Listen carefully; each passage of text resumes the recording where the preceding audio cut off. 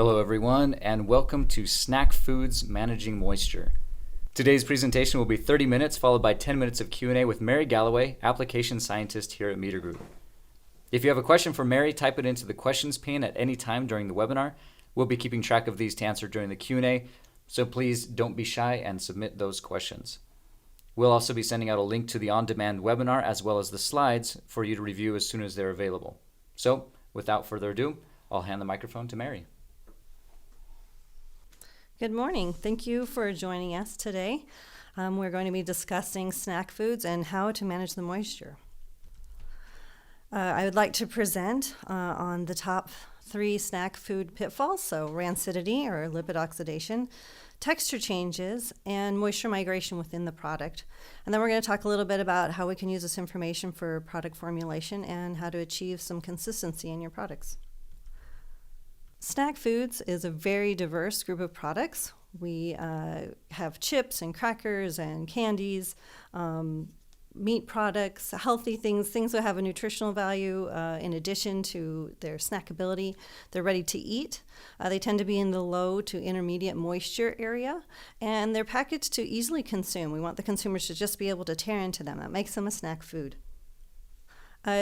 Generally, they're striving as a brand for a specific customer experience. When you eat a chip or a cracker, you want a nice crunch. If you're eating some, beef jerky or something, then you were looking for a specific texture associated with that. Generally, a lot of these have a long history and really good brand recognition. Most are not worried about mold issues because they live in this lower range. The water activity range for mold is 0.7, and most of these products are below that. So how can water activity be useful if we're not really talking about mold, if mold is not an issue for some of these products or most of these products? Well, the question is, what happens when problems arise?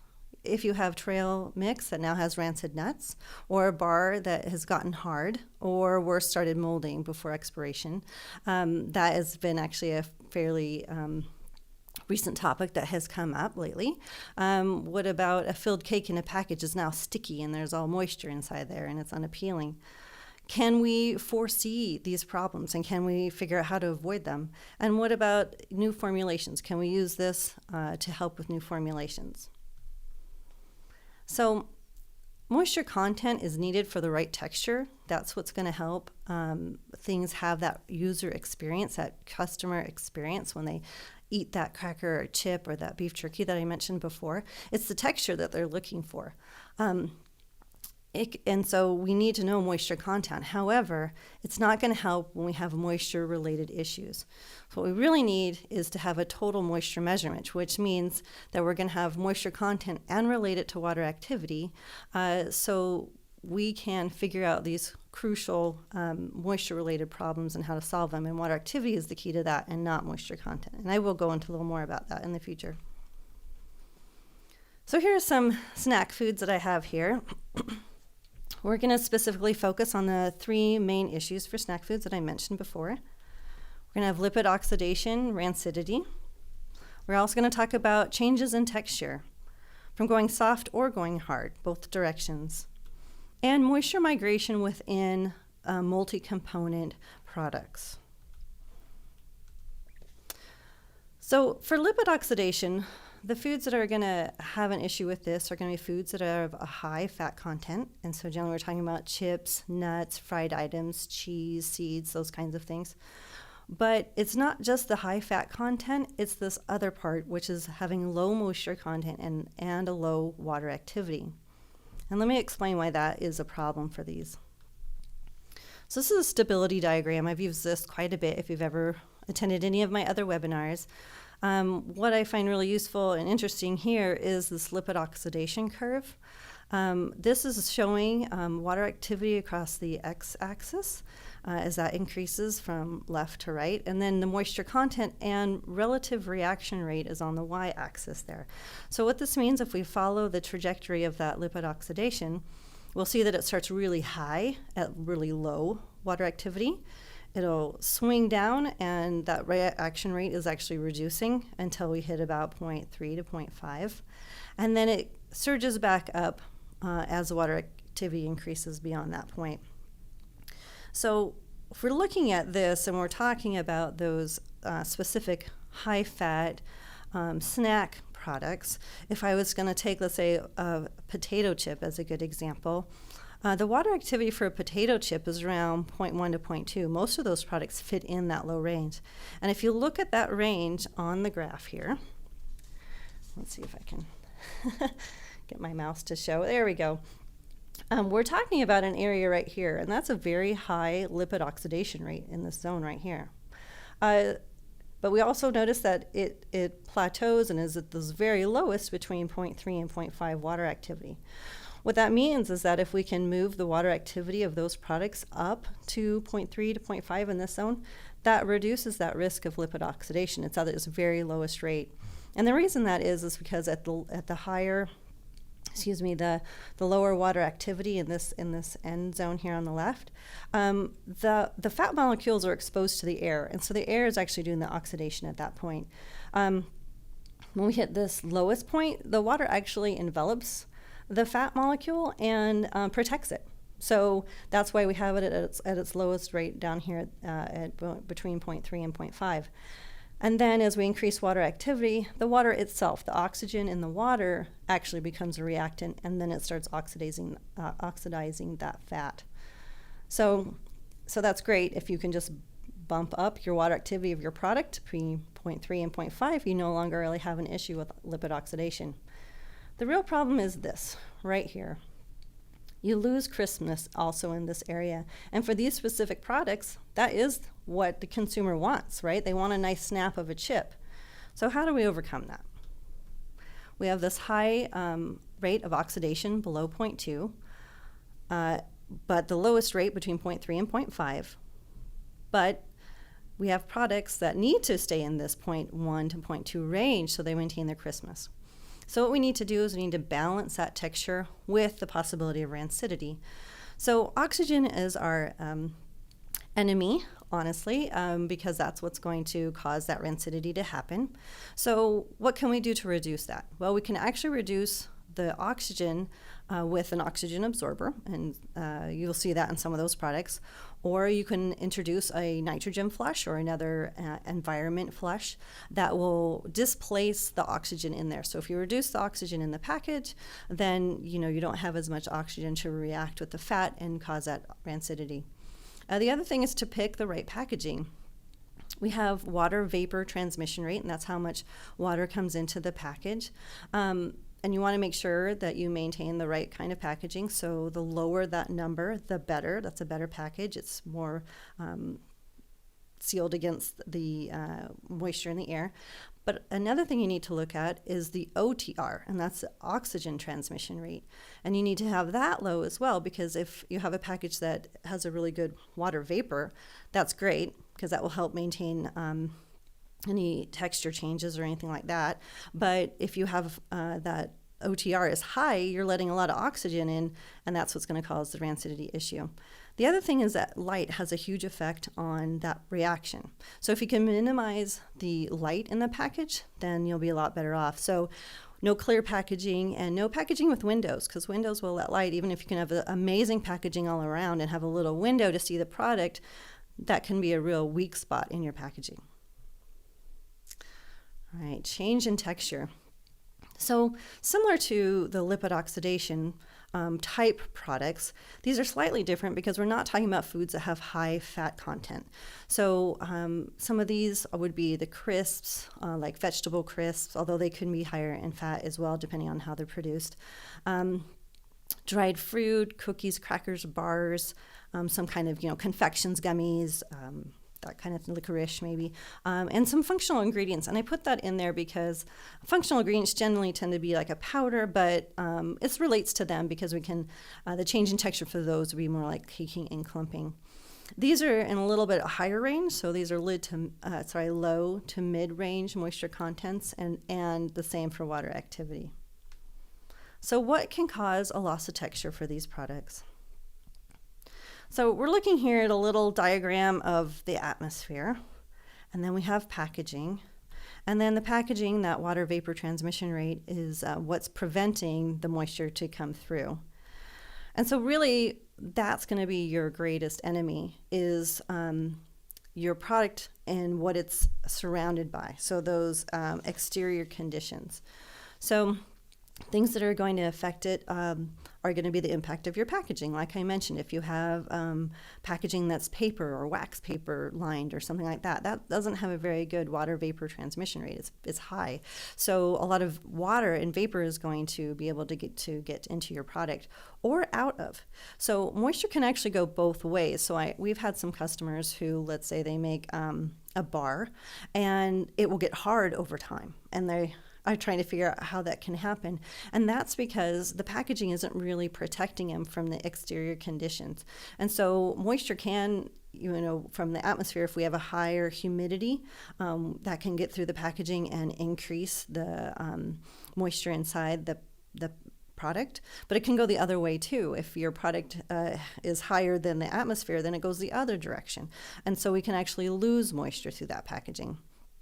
Another thing to consider is the storage conditions, because temperature and relative humidity are going to affect that as well.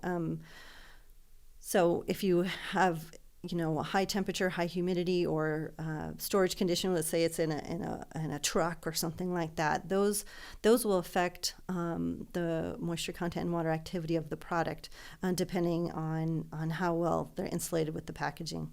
And a good thing to know is that generally, so this is for like 99% of everything, an increase in temperature will increase your water activity. So if you produce a product and you're very happy with everything, all the attributes about it, good water activity, the good texture is great, everything is just wonderful, packaging is great, you need to know that if you put it in a high temperature area, like it sits in a container or a facility or something like that, the temperature increases, the water activity increases, and if that is at a point that makes your product undesirable, then you have a problem. So there's kind of all these kinds of things that can affect and influence the change in the texture for a product. So I want to give a quick little example of just some kale chips that we have tested in the past. This is an isotherm. I'm going to interject a little bit. I've kind of showed a little bit of one in the stability slide, but I'm going to say that if you're not familiar with isotherms, I do talk about them a fair amount. We have a really great resource on our website about isotherms and how they're useful and what you can do with them. And so I recommend that perhaps after the webinar you go to the website, metergroup.com, and look for this, and you'll find some really good information. So an isotherm basically is we've taken kale chips and put a sample in our instrument, put over moist air for the adsorption, and when we track the weight, and then we dry it down, and then we see how the product reacts in the presence of moisture or in a drying condition. And so it's really useful information because we can tell a lot, especially when we're talking about texture. So this is for the kale chips, and I have a little circle right here that says RHC, which means critical water activity or relative humidity, because we're talking about the air. Is at 0.57, which means at this point for the kale chips, this critical RH signifies a change in the texture. So this is at the point where that kale chip's starting to go soft, and that's not what the manufacturer wants. It wants it nice and crisp. So this can tell us that if we can keep the chips below this 0.57 water activity, then we can maintain the crisp texture that we're looking for, and it's still below the 0.7 water activity for mold. So that's not going to be an issue for us either. All right, moisture migration.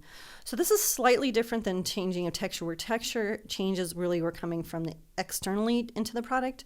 We're talking about moisture migration within two or more of the components. So we've got a variety of little pictures here. This is going to include filled cookies, cakes, bars with inclusions or cookies with inclusions, so fruits, nuts, chocolate, fruit and nut mixtures. I've had manufacturers talk about how they'd like to put a fruit and nut, and then they're having some adverse problems because those things are together and they're not understanding why that is happening. This has to do with this right here, moisture migration with multi-component stuff, and coated cakes and cookies. So why does moisture move? It doesn't have to do with moisture content at all. It just has to do with physics and energy levels. And when we're talking about that, it's water activity all the way. So we've got blueberries here on the left at 0.66 water activity, and we're going to add them with these almonds on the right that have a 0.43 water activity. And what's going to happen? Well, when you put these things together, the moisture is going to move because the water activities don't match. So in this case, the water activity and the water is going to move from the blueberries to the almonds. So how do you manage that? You've got to put these things together. You got to build your product. How can you manage that moisture migration? So here is one example of the way you can do it. You can actually predict what the final water activity is after you mix them. So let's say we have those blueberries and the almonds together, and we say, okay, let's find out where they're going to end up, and is that a problem? So you figure out what that final water activity is going to be, and then you determine how that affects all the components. So here's an example I have of just a super simple cold press bar. We've got date paste is the blue trace here. Then we added some cashews. They're very flat. They're very dense, so they don't take up moisture very well. And then we also have coconut that we decided to throw into the mix. And so these are the isotherms for each one of those components. And this is actually using a program that we have here at Meter, but it's predicted that the water activity with all these together is at this blue line right here. That's the equilibration point. And then essentially the combined isotherm between these two products is this here in purple.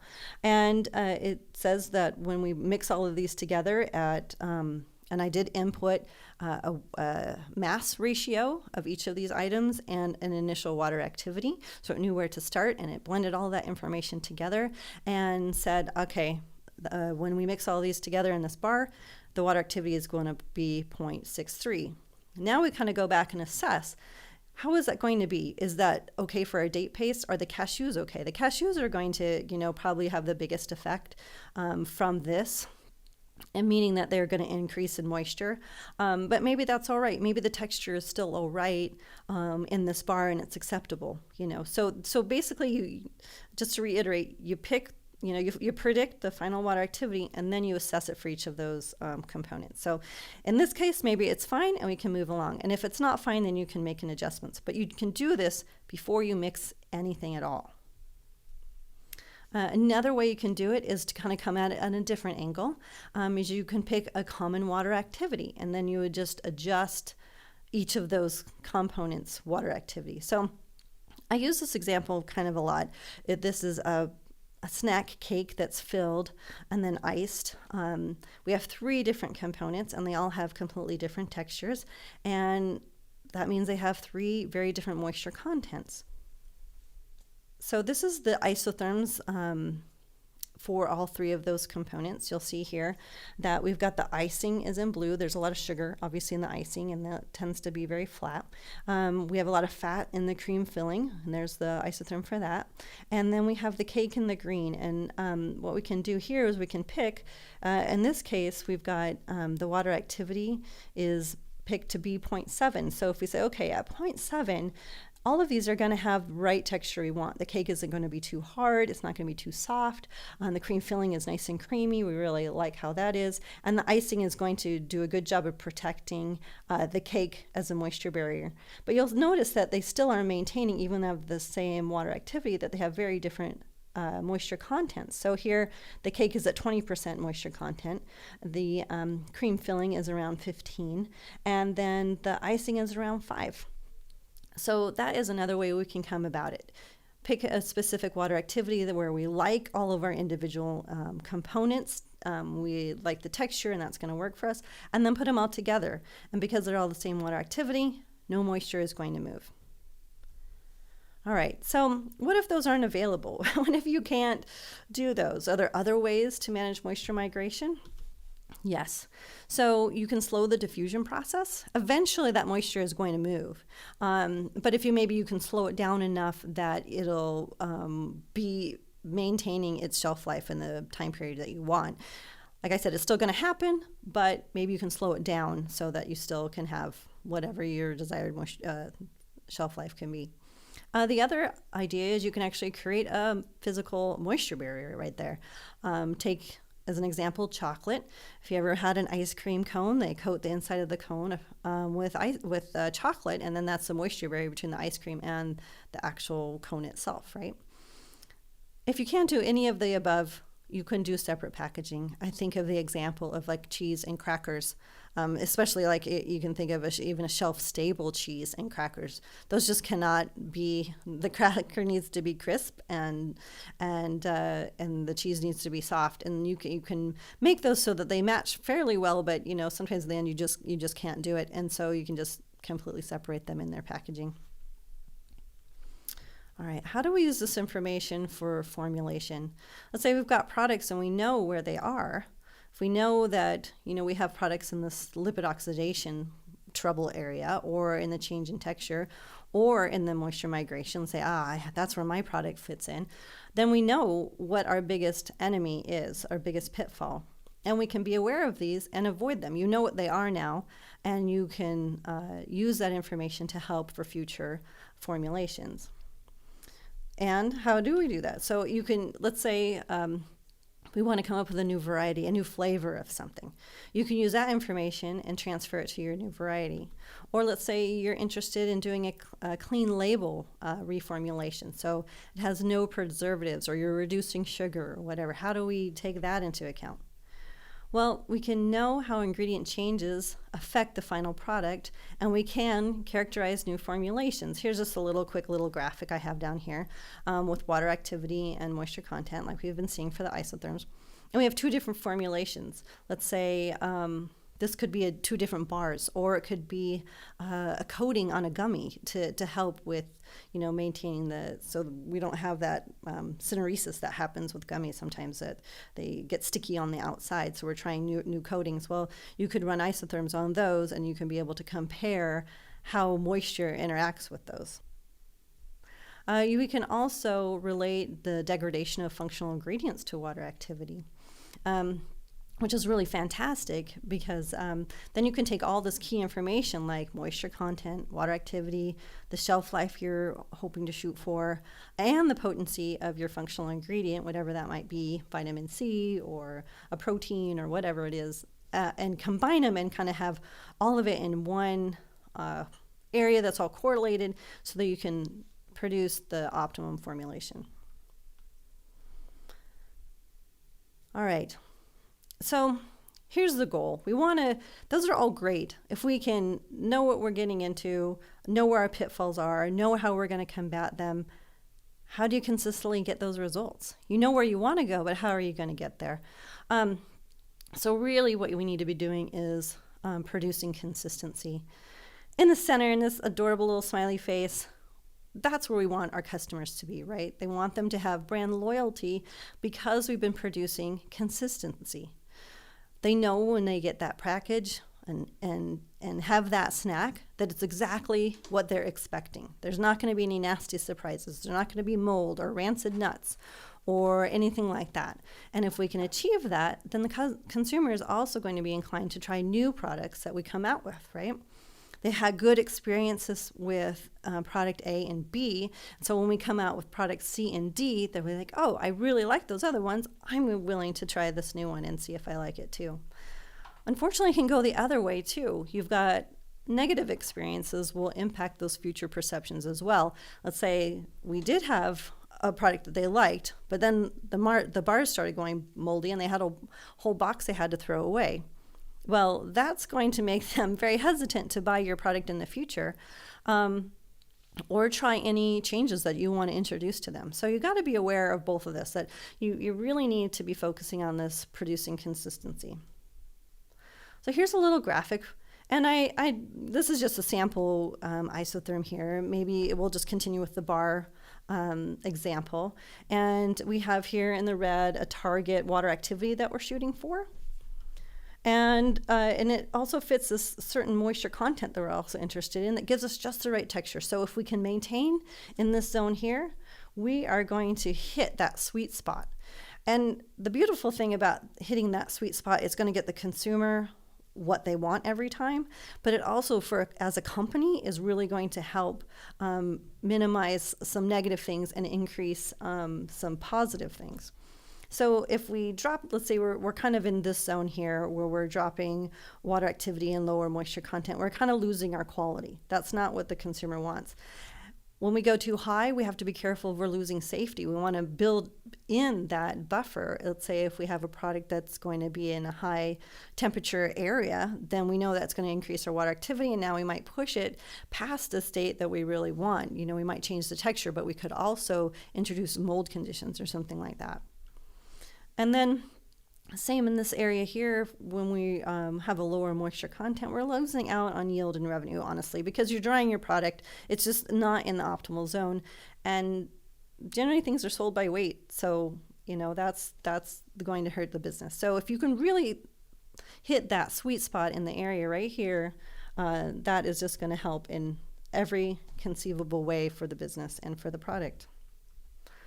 So how can you use total moisture? So total moisture is when we're talking about the moisture content and water activity. And both of those need to be monitored because you want to make sure you're maintaining the right texture, and you want to make sure the water activity is right so you don't have any surprise issues with the moisture migration and texture change and all the other things that we've already talked about. So you can use that measurement to set process specifics. So you say, okay, that's the sweet spot I want. This is what we're going to do. And you can monitor that. And then you can know if there's going to be changes in your production. Let's say your oven is running too hot. You'll see that if you're monitoring moisture content and water activity, and then you can make an adjustment. And you can do that before it gets to the end of the line until you're all the way down and you're doing QA final testing. Then you find out, oh, we've missed the mark here. You can make those adjustments in production. And then you know that if you're always hitting those specifications, you're going to give a reliable product. So there's not going to be any surprises. You've already done all of the pre-formulation with shelf life. You're using all the information that you can to produce the right product and have no surprises in the future. So some of the key points I want to stress is for lipid oxidation, you got to remember you're going to balance the texture and the oxidation level. So you have to maybe get a little more creative and think a little differently about how you're going to combat that. You want to be able to manage the moisture within a product, so you need to know the water activity and how that's going to move. You can also formulate with key data, so you can tie all that moisture information from all your individual components, but then you can also, if you have, let's say, a nutritional additive, you can know about the degradation of that, and you can just put it all together. And then you can use these total moisture readings after you've formulated and figured out all these other things to always produce a consistent batch every time. You'll just have a consistent product every time. All right, that is my presentation today, and I'd like to open it up to some questions.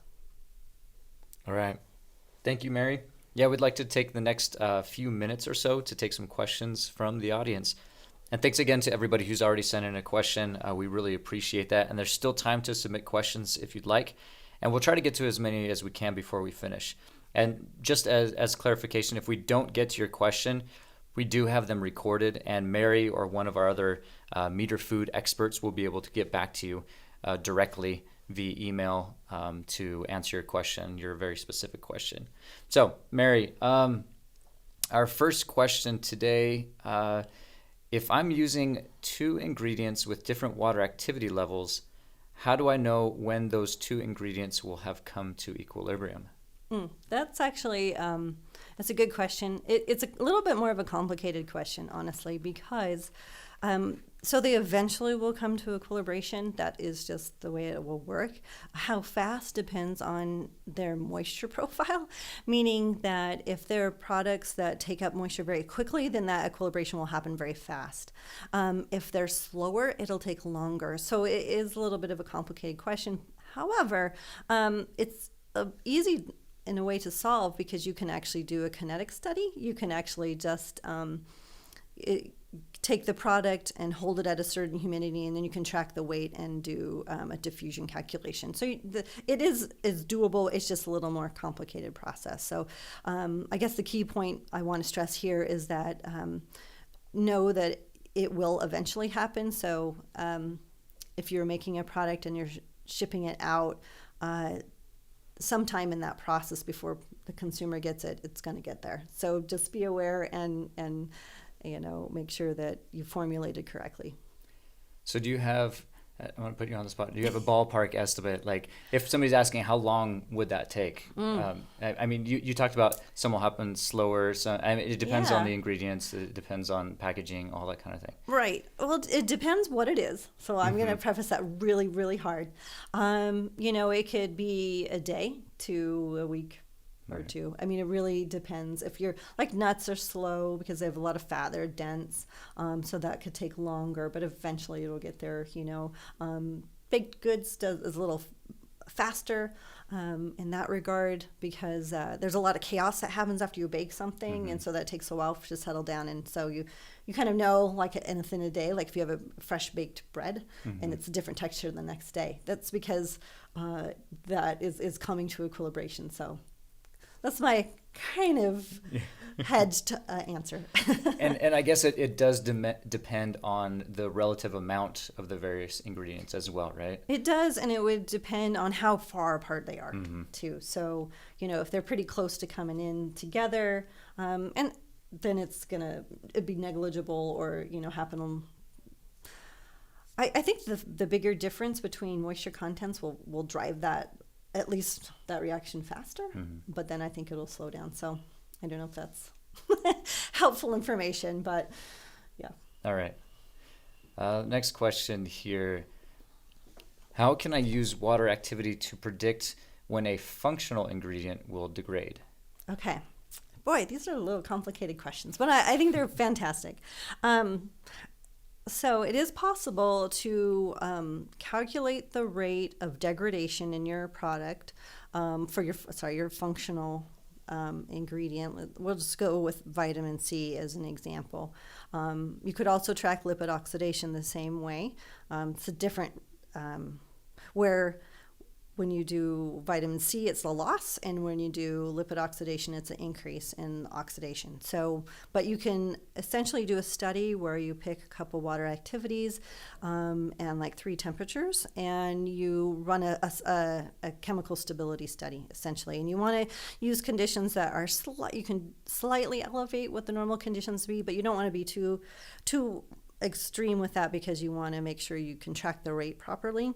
But basically, that's what you do. You track it over time, you calculate a rate, and then the Arrhenius equation comes in magically, and you're able to correlate that to a temperature and a water activity, and then you can also from there calculate a shelf life or a time that the degradation is unacceptable. So those are limits that you kind of set yourself. Say, okay, well, if we have a reduction of 25% in our vitamin C level, then now we've lost the potency of our vitamin C in our product, and that ends our shelf life, whatever. But you can take all that information and put it back together because you can track so many things with water activity. Another way is like for the lipid oxidation, it's similar, but in here we're saying when we reach a certain level, it's unacceptable. So same idea, just different direction. All right. This next person is asking, at what stages in my process do you recommend checking total moisture? And then along with that, what are the most critical stages that they need to be looking at? Yeah, okay. It depends what you're interested in. If it was me, doing incoming product water activity, moisture contents coming in would be really helpful because we know before I even mix anything together, where am I starting point? I don't know. So if we had that information, it would be key in doing formulations and things, and you won't have any surprises. We did a study recently on dried fruits and nuts, and we found a huge variety, especially in the fruits, of where those came in at. We had blueberries as an example, very low, 0.4 to 0.8. I mean, that's huge. And so that's a lot of moisture migration that's able to happen. If we had it at 0.4 and we had it with those almonds that were also 0.4, we're not going to have any trouble, right? But if I have a blueberry that's at 0.8, and blueberries dried fruit can get away with being higher water activity because they're acidic. I just want to throw that out. But so they weren't necessarily moldy. They wouldn't look any different. But you put that 0.8 water activity for the blueberry with the 0.4 almonds, and now you'll have a definite moisture migration from the blueberries to the almonds. So getting that information for ingredients coming in can be really helpful. When you're doing formulations, I think that's also going to be very helpful as well, because you're trying to achieve the right moisture content and the right water activity for your product, and you monitor that and know if your formulation is working as you should. And then during production, we kind of already went over that a little bit, in that if you're monitoring that in production, then you're going to be consistently producing the desired product every time. And then finally, QA at the very end as well is really helpful, because you do it then, you know where your product ends up, and you make sure that the shelf life is going to be maintained, and it's like a final check before that product leaves your facility. So the whole gamut. All right. You can check it all along the way. Yeah. All right. And Mary, for those in the audience who have further questions, where would be the best place to contact you for them to get those questions answered? Yes, you can email me. That would probably be the best way to do it. And my email address is, surprisingly, mary.galloway@metergroup.com. Great. That's it. Awesome. And we also have a wonderful support team in our Meter Food division, and their email is support.food@metergroup.com. So either way, if you do have further questions, please contact us. That's going to wrap it up for us today. Thank you again for joining us. We hope you enjoyed this discussion as much as we did. And thanks again for such great questions. Again, we just want to let you know that if we did not get to your questions, and there are several questions that we did not get to, Mary or someone else from our Meter Food team will be able to get back to you and answer your questions directly. If you would like more information on managing your moisture or would like to talk with us further, please consider answering the short survey that will appear after this webinar. And look for the recording of today's presentation in your email, and stay tuned for future Meter Food webinars. Stay safe and have a great day.